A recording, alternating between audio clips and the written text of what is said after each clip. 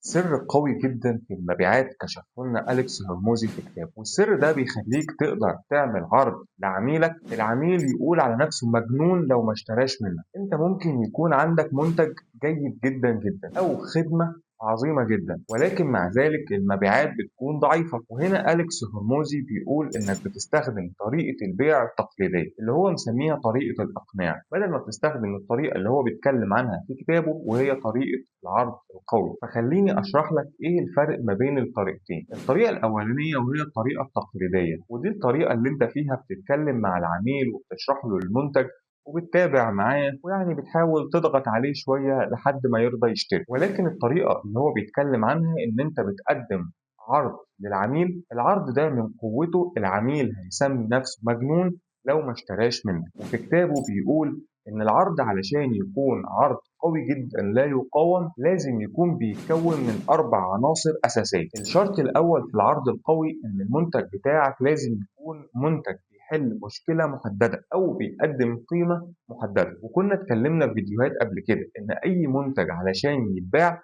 لازم يا إما يكون بيقدم قيمة يا إما بيحل مشكلة، وده اللي بيقوله أليكس هرموزي في كتابه. الحاجة التانية إن المنتج بتاعك لازم يكون بيقدم نتيجة مغرية جدًا وفي وقت محدد، وهنا النتيجة من المنتج لازم تكون ملموسة ويكون ليها وقت محدد، لأن كل ما كان الوقت اللي بياخده المنتج علشان يحقق النتيجة مفتوح وغير محدد بيكون إغراؤه للشرا ضعيف جدًا. الشرط التالت اللي لازم يتوفر في العرض بتاعك إن لازم يكون في ضمان بيأمن العميل من خوفه، وهنا خليني أوضح لك إن العقل البشري بطبيعته بيبقى جواه خوف من الندم. العميل بيبقى خايف إن هو لو اشترى المنتج ده، طب لو ما اشتغلش معايا أو ما جابش نتيجة معايا ساعتها هيندم على التكلفة اللي اتكلفها مقابل المنتج. وهنا دورك إنك بتقدم للعميل ضمان إن في حالة إن المنتج ما حققش النتيجة بتاعته، ضمانات كتير بقى منها إنك أنت ممكن تسترجع فلوسك، إن إحنا هنتابع معاك لحد ما نطمن إن المنتج فعلا حقق النتيجة المرجوة منه وهكذا. الشرط الرابع اللي ذكره أليكس هرموزي في كتابه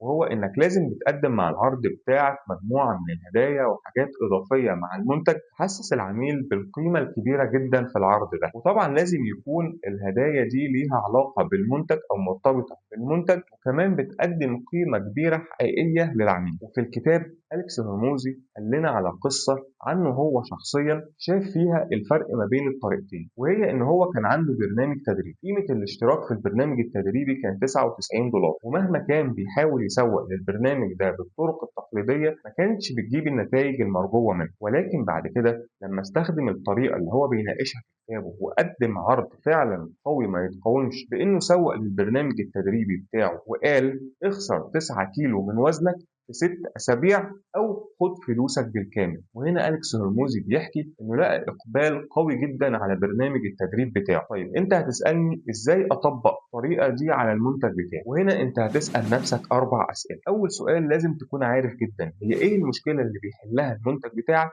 أو إيه القيمة اللي بيقدمها المنتج بتاعك، ولازم تكون عارفها ومحددها بالظبط. السؤال التاني اللي لازم تسأله لنفسك إيه النتيجة أو إيه القيمة المحددة اللي أقدر أوعد بيها عميلي بكل ثقة. السؤال الثالث اللي لازم تسأله لنفسك إيه الضمان اللي مناسب لمنتجي اللي أقدر أقدمه للعميل أخليه يحس إن كل المخاطر في عملية الشراء عليا أنا مش عليه هو. السؤال الرابع اللي أسأله لنفسي إيه الهدايا أو البونص اللي أقدر أقدمه لعميلي أخليه يحس إن العرض ده فعلا لا يقاوم. صدقني لو قلت لك انك لو قدرت تجاوب على ال4 اسئله دي بوضوح في العرض بتاعك مبيعاتك هترتفع بشكل كبير جدا وملحوظ جدا. وفي الكتاب أليكس هرموزي بيأكد لنا إن المنتجات اللي بتحقق مبيعات كبيرة أو العلامات التجارية اللي بتكبر مش بس علشان أصحابها عندهم قدرة في البيع كبيرة، ولكن علشان عندهم القدرة إن هم يقدموا الأوفر أو العرض اللي العميل ما يقدرش يقاومه. وده العرض القوي اللي سماه أليكس هرموزي في كتابه جراند سلام أوفر، وده العرض